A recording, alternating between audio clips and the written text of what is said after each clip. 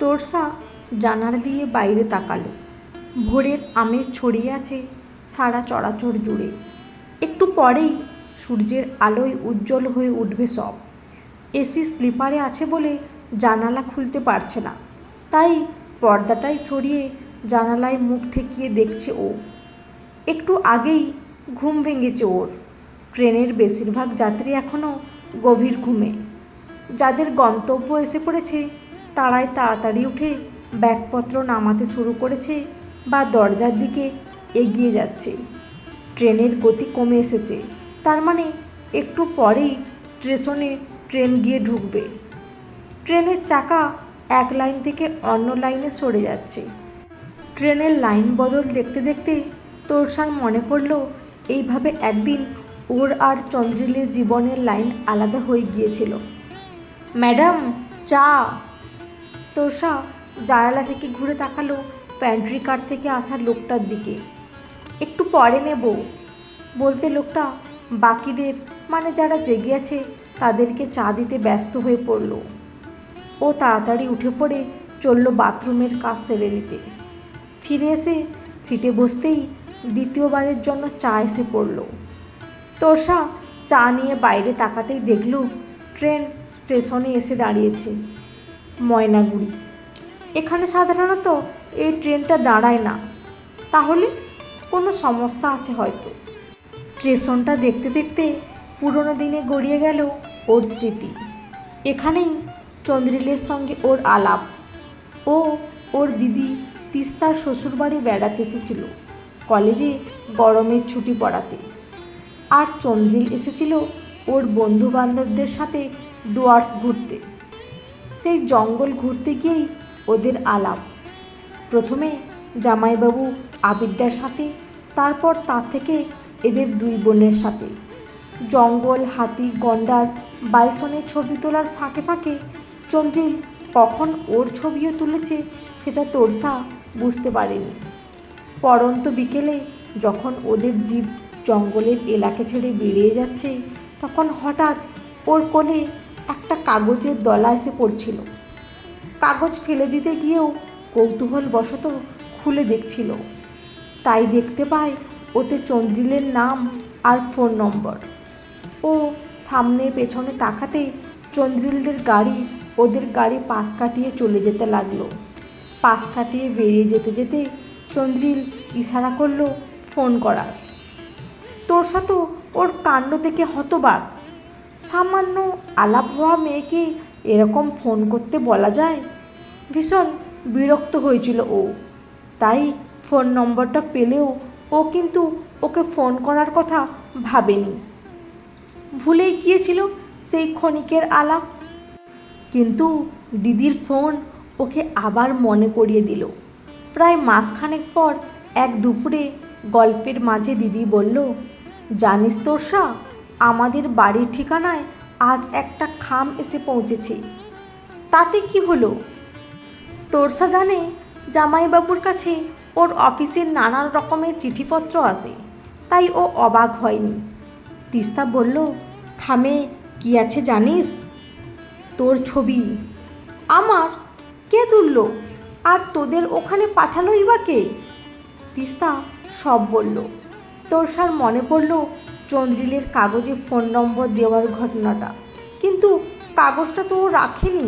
তাহলে এখন ফোন করে উদ্দেশ্য জানা যেত এই ছবি তোলার। তাই দিদিকে বলল, তোদের ঠিকানা জানলো কিভাবে? তোর জামাইবাবুর থেকে। তাহলে তুই চিঠি লিখে জিজ্ঞাসা করতে পারতিস কেন ও তোর বোনের ছবি তুলেছে। প্রশ্ন করব কি রে, ও তো নিজেই জানিয়েছে ও তোর প্রেমে পড়েছে। নয় রে, হ্যাঁ, তোর সাথে কথা বলতে চায়। তোর নম্বর চেয়েছিল, তোর জামাইবাবু সেটাও দিয়ে দিয়েছে। এটা আবিদ্যা ঠিক করলো না। জামাইবাবুর সাথে মান অভিমানের পালা চলল শালি জামাইবাবুর মধ্যে। কিন্তু তোরসা অবাক হয়ে দেখল নম্বর থাকা সত্ত্বেও চন্দ্রিল ওকে ফোন করলো না। তোরসা দিদির কাছ থেকে ওর ছবিগুলো চেয়ে নিল। প্রতিটা ছবি মন দিয়ে দেখে বুঝলো ছবি তোলার কায়দা ভালোই জানা আছে ছেলেটার, না হলে এত সুন্দর ছবি ওর কোনো দিনই ওঠে না। শেষে ওই একদিন ফোন করলো চন্দ্রিলকে। চন্দ্রিল ফোনটা রিসিভ করে বলল, বাবা এতদিনে সময় হলো ফোন করার। তোষা বলল, আপনি কি করে ভাবলেন যে নম্বর দিলেই আমি ফোন করব? ভাবিনি, তবে আশা করেছিলাম। আমার মনও বলছিল করবেন, আগে হোক বা পরে, তাই অপেক্ষাতেই ছিলাম। যাক, ছবি পছন্দ হয়েছে? গিয়েছিলেন তো জন্তু জানোয়ারদের ছবি তুলতে, আর তুললেন আমার। জঙ্গলের মাঝে ময়ূর দেখে নিজেকে আটকে রাখতে পারিনি। ফোন আলাপ এগিয়ে গেল মুখোমুখি আলাপের পর্যায়ে, তারপর প্রেম প্রস্তাব। তোষা গ্রহণ করলো ওর ভালোবাসা। কেউ যে ওকে এত ভালোবাসে, এতটা চোখে হারায়, এটাও কোনোদিন আগে অনুভব করেনি। আর যখন করলো, আনন্দে আটখানা হলো ও। বিয়ের প্রস্তাব দিতেও চন্দ্রিল দেরি করেনি। দুই বাড়ির সম্মতিতে বিয়ে হয়ে যায় ওদের। কিন্তু বিয়ের পর থেকে বোঝা গেল চন্দ্রিল আর ওর মধ্যে কোনো কিছুরই মিল নেই। তোষার খারাপ লাগলেও মানিয়ে নিতে খুব চেষ্টা করে চলেছিল, কিন্তু চন্দ্রিলের অনমনীয় মনোভাব ওর মানসিক যন্ত্রণা বাড়িয়ে তুলল। শেষে ও সম্পর্ক থেকে বেরিয়ে আসতে বাধ্য হলো। চলে যেদিন আসে, ওই বাড়ি ছেড়ে চোখের জলে ভেসেছিল ও, কিন্তু এটাও বুঝেছিল ছিঁড়ে যাওয়া তার জোড়া লাগে না। ট্রেন ছুটে চলেছে তার গন্তব্যের দিকে। আলিপুরদুয়ারে ট্রেন থামতে দু একটা পরিবার নেমে পড়ল, আর কয়েকজন উঠল। ওর উল্টো দিকের যাত্রীরা নেমে গেছে। ফাঁকা সিটের দিকে না তাকিয়ে আবার জানালায় মন দিল ও। জানালা দিয়ে বাইরে তাকিয়েছিল বলে ও খেয়ালই করেনি ওর উল্টো দিকের নতুন যাত্রীকে। স্যার, চা নেবেন? হ্যাঁ দিন। গলার আওয়াজ শুনে তোষা ঘুরে তাকালো নতুন সহযাত্রীর দিকে, আর ঘুরতেই চোখাচোখি হয়ে গেল সহযাত্রীর সাথে। চন্দ্রিল। ও চোখ ঘুরিয়ে নেবে নাকি কিছু বলবে, নাকি বলবে না, ঠিক করে উঠতে পারল না। চন্দ্রিলই প্রথম বলল, কেমন আছো? ওর সহজভাবে প্রশ্ন করার ফলে তোষাও খানিক সহজ হয়ে উঠতে পারল। উত্তর দিল, ভালো। তুমি? আছি একরকম। তারপর চায়ে একটু চুমুক দিয়ে বলল, যাচ্ছ কোথায়? ত্রিপুরা, দিদির বাড়ি। আবিরদা এখন ওখানে চাকরি করছেন। তুমি? বেড়াতে যাচ্ছি, আপাতত আসাম। আমার সেই যাযাবর স্বভাবটা রয়েই গেছে, বাড়িতে মন না বসলেই বেরিয়ে পড়ি। শুনেছিলাম বিয়ে করেছো, তোমার স্ত্রী সন্তান এরা বেরোয় না তোমার সাথে? না, মিলি একটু বেশি ঘরকুনো, ওর এত ঘোরাঘুরি ভালো লাগে না। তাছাড়া টুকু, আমাদের মেয়ে এখন স্কুলে যাওয়া শুরু করেছে, তাই ওদের নিয়ে সেরকম বেরোনো হয় না। খানিক থেমে আবার বলল, তোমার সম্পর্কে কিছু বললে না তো, তোমার স্বামী সংসার সম্পর্কে? তোষা একটু হাসলো, তারপর বলল, এখনও বিয়ে করিনি। কারণ জিজ্ঞেস করতে পারি কি?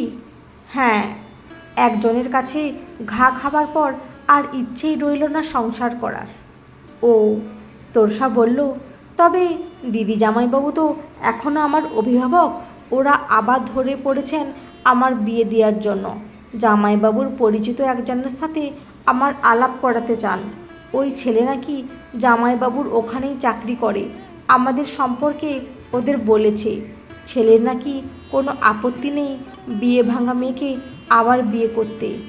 আমার কোনো ইচ্ছেই ছিল না, কিন্তু বাধ্য হয়ে যেতে হচ্ছে। তোমার দিদি জামাইবাবু তো তোমার ভালোই চাইবেন, তাই না? তা তোমার দিদির ছেলে মেয়ে কত বড় হলো? ছেলে ক্লাস 7 আর মেয়ে ক্লাস 4। গল্পে গল্পে সময়টা কেটে গেল। আসাম মেল এসে পৌঁছলো তার গন্তব্যে। তোষা স্টেশন থেকে বেরিয়ে গাড়ি খুঁজল। আবিরদার আসার কথা। আবিরদা না আসতে পারে যদি, তাহলে ওর গাড়ি আসবে। চোখ পড়ল আবিরদাই দাঁড়িয়ে আছে। ওকে দেখতে পেয়েই বলল, এসো হে শালি সাহিবা। আর বলতে বলতেই চোখে পড়ল চন্দ্রিলের ওপর। ওকে দেখে বলল, কি হে, কেমন আছো? মোটামুটি। আর তুমি? ভালো, কিন্তু এখন তো তোমার মন ভালো হয়ে যাওয়ার কথা, তাই নয় কি? বেড়াতে এসেছো? হুম। তোষা দুজনের কথোপকথন শুনল, কিন্তু বলল না কিছুই। ওর মনে শুধু একটাই প্রশ্ন, কিভাবে আবিদ্যার সাথে চন্দ্রিলের এখনও সম্পর্ক টিকে আছে, ওর সাথে এত কিছু হয়ে যাবার পরও।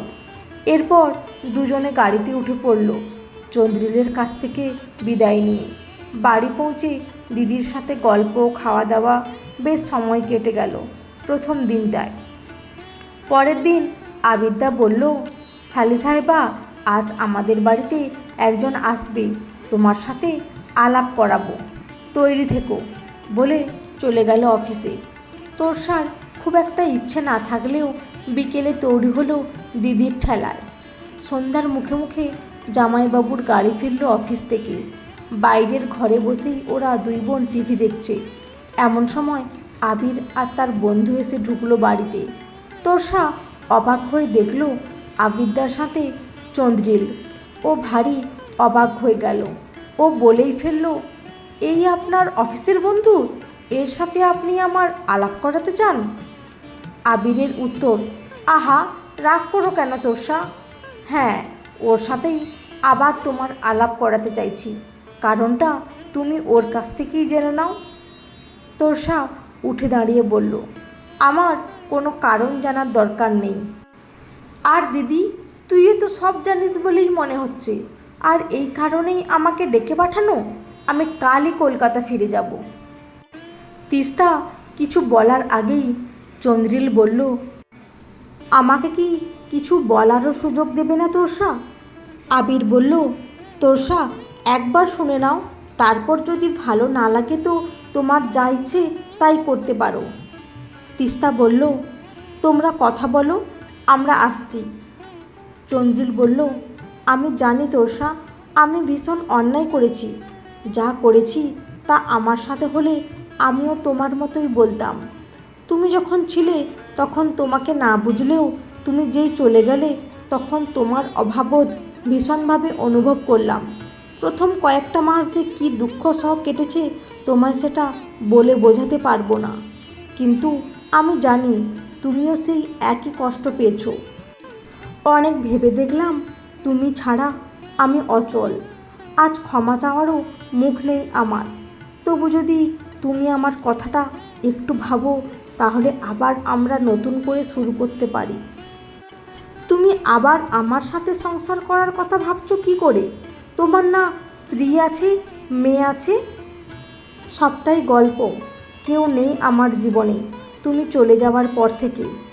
তোরসা চুপ করে বসে রইল। কি উত্তর দেবে ও চন্দ্রিলকে? ও যে চন্দ্রিলকে ভুলতে পারেনি এটা তো ঠিক, কিন্তু ভয়ও হয় আবার সেই আগের পরিস্থিতি ফিরে আসবে না তো? দ্বিতীয়বার সংসার শুরু করে ভেঙে বেরিয়ে আসার মতো মানসিক ক্ষমতা তো নেই ওর। শেষে বলল, আমায় ভাবার কিছু সময় দাও। ঠিক আছে, আমি অপেক্ষায় আছি, আর অপেক্ষাতেই থাকব। বন্ধুরা, আজকের গল্পটি কেমন লাগলো? যদি ভালো লেগে থাকে অবশ্যই একটি লাইক দিয়ে চ্যানেলটি সাবস্ক্রাইব করে পাশে থাকবেন। অসংখ্য ধন্যবাদ।